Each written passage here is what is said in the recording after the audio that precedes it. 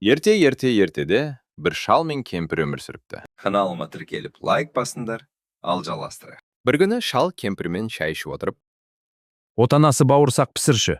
Жақсы, қазір пісіремін.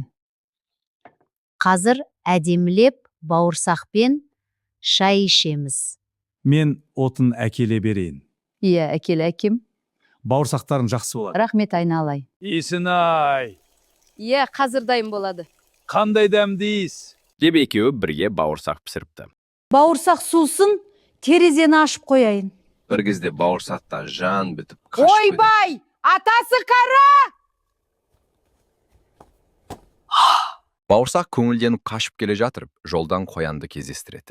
Сәлем қоян! Бауырсақ, мен сені жеймін. Мені жемеші, мен саған өлең айтып беремін. Ата әжеден қаштым, сенен де қашып кетемін. Деп бауырсақ әндетіп қояннан қаша жөнеледі, кейін алдынан аш қасқыр шығады. Бауырсақ, мен сені жеймін.